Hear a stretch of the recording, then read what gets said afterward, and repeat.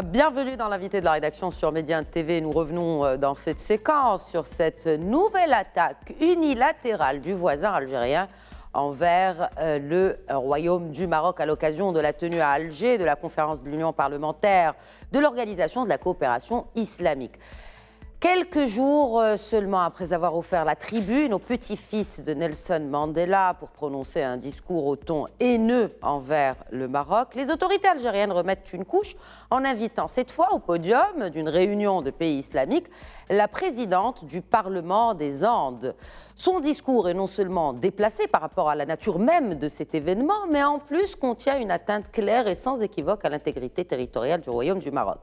La délégation marocaine présente n'est pas restée sans réagir et à commenter cet incident. Ainsi, au nom de la délégation marocaine parlementaire, le vice-président de la Chambre des représentants, Mohamed Ouzine, a ainsi adressé un discours incisif, factuel et solennel. Mais que cherche donc le régime algérien à travers ces tentatives? Nous en discutons ce soir en compagnie de notre cher professeur de droit et politologue, Moustapha Sahimi. Merci de répondre à nos questions. Alors, que fait une présidente du Parlement d'Amérique du Sud dans une réunion des parlementaires de l'Organisation de coopération islamique? Officiellement, elle a été invitée par Alger pour assister, pas participer, assister donc aux travaux de l'Organisation de la conférence islamique. Ça se fait. Ce qui ne se fait pas, en revanche, c'est que la parole soit donnée à cette présidence donc, du Parlement des Andes d'Amérique du Sud pour tenir les propos qu'elle a tenus sur des questions qui ne sont ni dans le domaine et dans le champ traditionnel de l'OCI, ni sur d'autres périmètres. Et donc, c'est une ingérence flagrante. Elle était en mission, elle était missionnée. J'allais dire qu'elle avait un contrat avec Alger pour prendre la parole et pour donc dire ce qu'elle avait à dire. Alors, ça pose un certain nombre de problèmes. D'abord, vous et moi, nous avons pratiqué beaucoup de conférences régionales et internationales. Il y a un ordre du jour. Oui. Un ordre du jour qui est minuté. 9h15, 9h30, 10h30, la liste des invités, la liste des... Donc, il y avait bien un problème maintenant d'organisation technique lors de cette séance d'ouverture, puisque le secrétaire général de l'OCI, et en l'occurrence le président Tebboune, qui est le pays hôte, lui ont donné la parole. Et ça, c'est une violation particulière de la bonne conduite et des règles des usages de la diplomatie. Donc, alors, vous l'avez dit, ça ne finira donc jamais avec le pays voisin. C'est ça. Il y a eu, il y a 2 semaines d'intervention, vous savez, lors de l'inauguration du Chan à Alger, l'intervention tout à fait incongrue du petit-fils de Nelson Mandela. Alors, justement, avant de revenir à cela, je voudrais juste revenir sur cette réaction du chef de la délégation marocaine qui s'est rendu donc à Alger pour participer à cette 17e conférence de l'Union parlementaire de l'Organisation de la coopération islamique. Mohamed Ouzine a mis le doigt sur un point très important. Il s'agit de cette ingérence dans les affaires internes. Que signifie cela, professeur Sahimi, d'un point de vue, d'abord vous avez parlé de diplomatie, mais même de droit international? Qu'est-ce qu'on appelle ingérence dans les affaires internes d'un pays? Juste pour faire un peu de pédagogie peut-être aussi. L'ingérence dans les affaires intérieures d'un pays, c'est quand vous vous occupez de questions intéressant un pays et qui ne sont pas donc de votre compétence. Je vous donne un exemple. Les Nations Unies peuvent s'ingérer dans des affaires intérieures d'un certain nombre de pays. Quand il y a une situation humanitaire particulière, quand il y a une politique de répression, quand il y a des incidents, etc. En revanche, la présidente du Parlement des Indes n'avait aucun mandat de quelque nature que ce soit pour venir s'ingérer dans des affaires intérieures du royaume. C'est une ingérence inacceptable. Et donc, elle était là comme porte-voix de la propagande algérienne que nous connaissons depuis toujours. La réaction du représentant marocain, c'était Mohamed Ouzine, qui est secrétaire général du mouvement populaire, c'est le nouveau secrétaire général du mouvement populaire, et vice-président du Parlement. De la Chambre des représentants. De la Chambre des représentants. Était forte, pertinente, et je crois qu'elle a été accueillie avec beaucoup de satisfaction par tous ceux, nous le savons par un certain nombre de dépêches, de pays participants qui ont été très mal à l'aise à propos de cette intrusion de cette présidente du Parlement. Pourquoi? Parce que c'est un précédent qui est gravissime.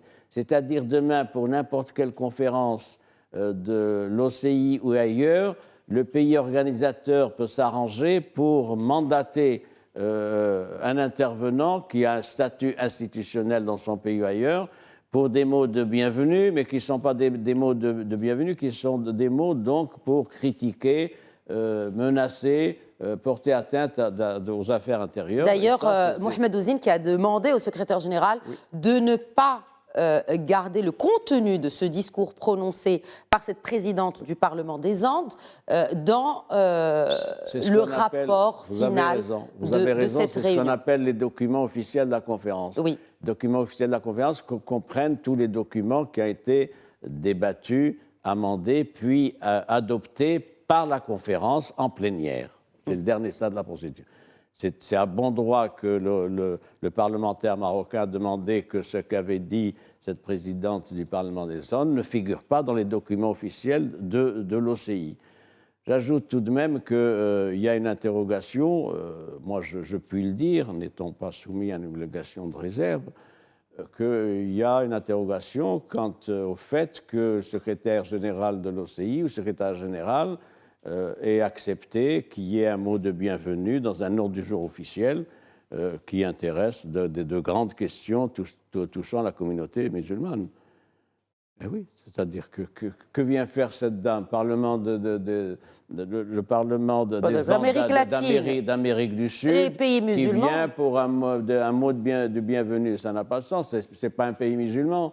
Pas un pays musulman, etc. D'ailleurs, il aurait été un pays musulman, il aurait été membre de l'OCI. C'est la même chose, parce que c'est intéressant, parce que vous avez parlé du conducteur, ou en tout cas du déroulé de la cérémonie d'ouverture de cette 17e conférence des parlementaires de l'Organisation de la coopération islamique. Et vous l'avez évoqué tout à l'heure. Il y a eu aussi un déroulé de cette cérémonie d'ouverture, cette fois sportive, de la Chan, ou du Chan plutôt. Donc, ça continue. Et qui, il y a quelques jours, un peu plus de 2 semaines, il me semble, où effectivement on donne la parole au petit-fils de Mandela. Déjà, le petit-fils de Mandela, c'est qui? Enfin, je veux dire, à part porter le nom de son grand-père, qui entretenait une relation très particulière avec le Maroc. Tout à fait. C'est l'une d'ailleurs des périodes où les relations étaient les plus réchauffées entre Rabat et Pretoria. Mais encore, que fait le petit-fils de Mandela dans un événement sportif? C'est-à-dire que, bon, d'accord, on veut vraiment passer des messages, au moins à choisir les personnes adéquates. Donc, une présidente d'un parlement sud-américain, petit-fils de Mandela dans une... Il y a vraiment des questions à se poser sur le choix même des personnages. Vous avez raison de relever la particularité des liens qu'il y a entre Nelson Mandela et le Maroc. Nelson Mandela était secrétaire général de l'ANC. Et à Rabat, à la fin des années 50, c'était la Mecque des mouvements de libération à Rabat. Il y avait le Nelson Mandela, l'ANC, il y avait le parti d'Angola, Mozambique, Cap-Vert. Et oui, tout ce monde-là était à Rabat. J'ajoute pour ce qui est de Nelson Mandela qu'il avait des liens très étroits avec des personnalités marocaines, notamment le docteur Abdelkrim Khatib, qui était un des responsables de l'armée de libération, vous le savez, et il a bénéficié de concours importants pour la formation de ses troupes. C'était un centre de formation, c'était dans une ferme d'ailleurs, à côté de Kenitra, où tout ce monde-là a appris à manier des armes. Et le Maroc a donné des armes, etc., sur ce plan-là. Donc, et d'ailleurs, Nelson Mandela a toujours rappelé ça et continué à exprimer sa gratitude à l'endroit du sultan Mohamed V et à l'endroit du roi Hassan II. Alors, qui c'est ce profil? Vous savez, c'est le petit-fils Nelson Mandela. Et je puis vous dire, sans pouvoir le prouver, Nelson Mandela ça a dû se retourner 20 ou 30 fois dans sa tombe avec un petit-fils pareil.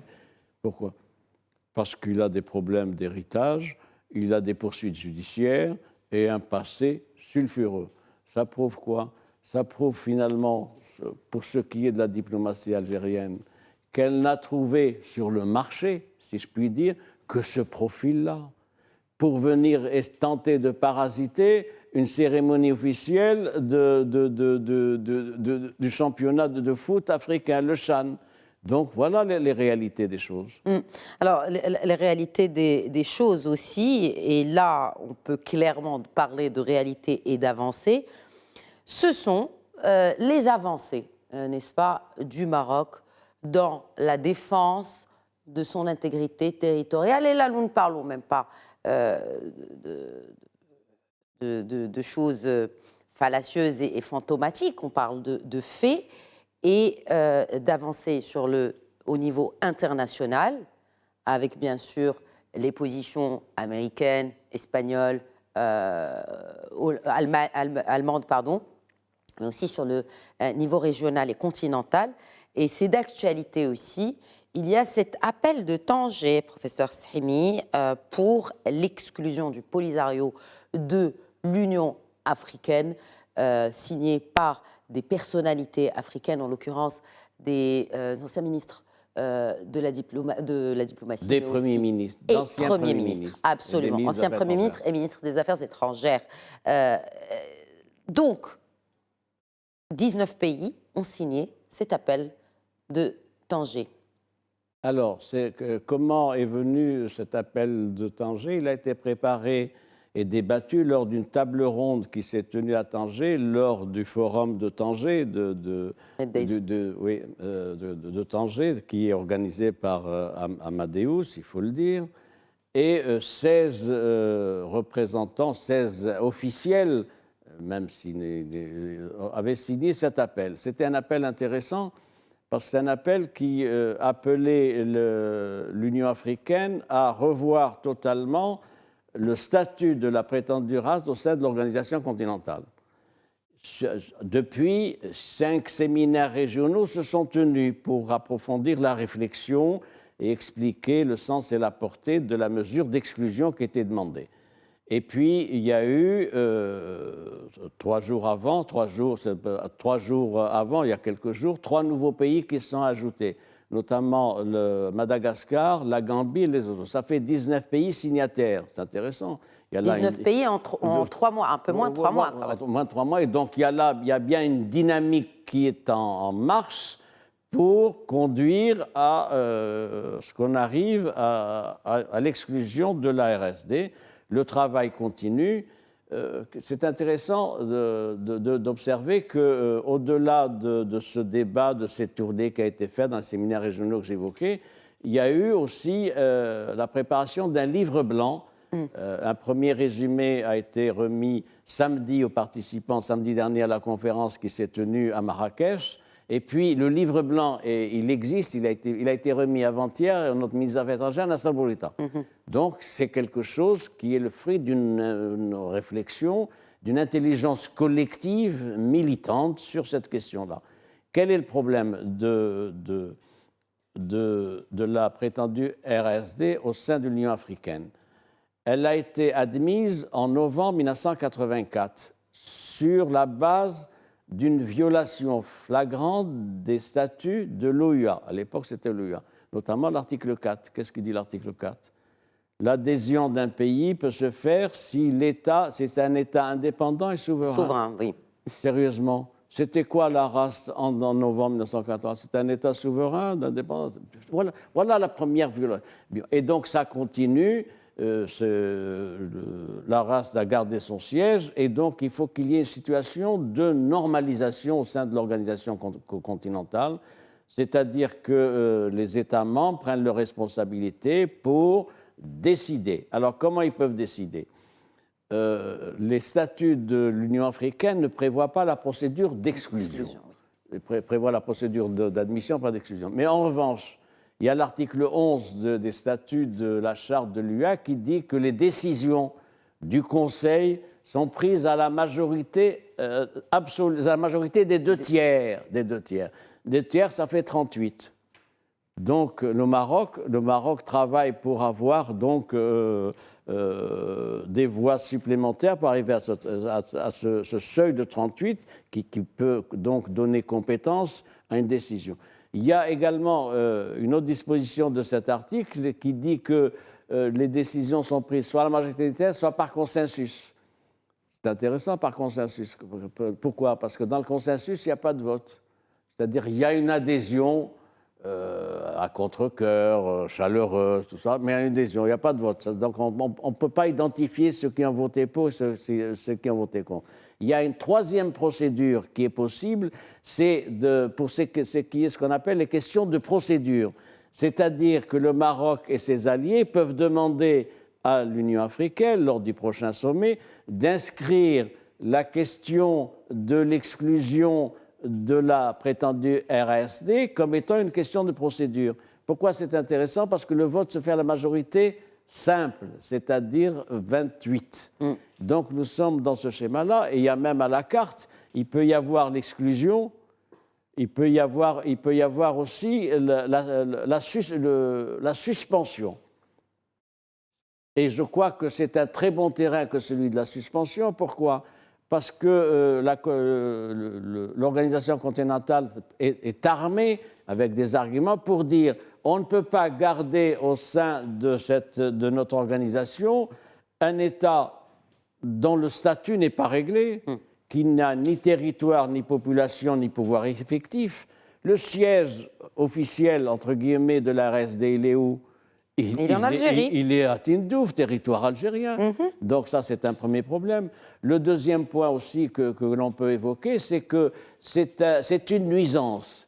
Le maintien de la RSD au sein de l'unité africaine est une nuisance et ça porte atteinte à la paix et à la sécurité internationale qui sont prévues également et par la charte de l'ONU et également dans l'article 3 et l'article 4 que j'ai cité de la charte de l'UA. Dernier point qui n'est pas le moins important, loin de là, c'est le fait que cette entité ne respecte pas les résolutions du Conseil de sécurité. Lesquelles? Notamment le non-respect du cessez-le-feu que le mouvement séparatiste a annoncé le 20 novembre 2020, une semaine après la normalisation faite par le Maroc pour le libre passage civil et commercial à Guergueret. Donc il y a tous les éléments réunis pour dire juridiquement il n'a pas sa place, c'est venu à la suite d'un coup de force.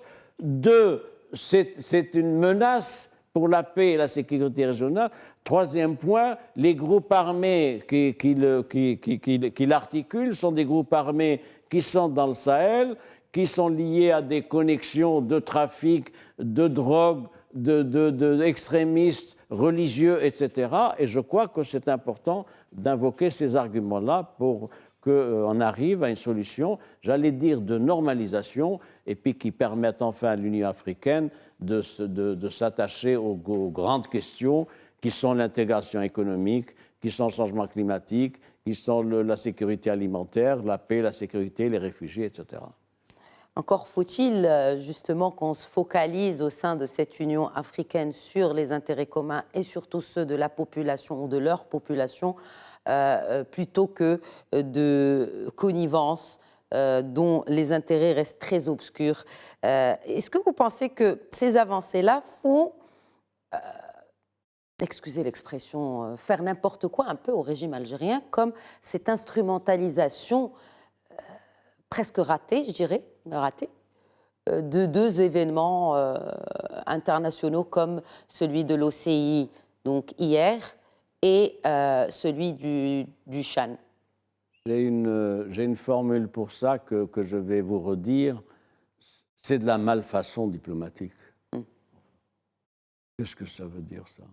Venir parasiter le Shah en faisant parler le petit-fils de petit Mandela, inviter la présidente du Parlement des Andes pour venir, avec un mot de bienvenue. Le mot de bienvenue sur quoi? Sur le Sahara marocain.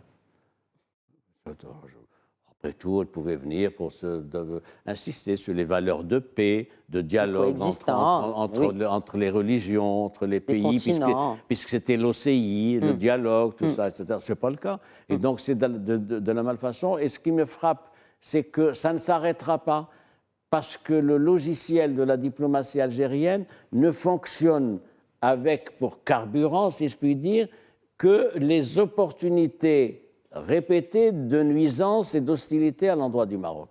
Nous en sommes là. Exact. Nous en sommes là, malheureusement. Merci professeur Mustapha Sahimi. Voilà, c'était l'invité de la rédaction. Très bonne suite des programmes sur notre antenne.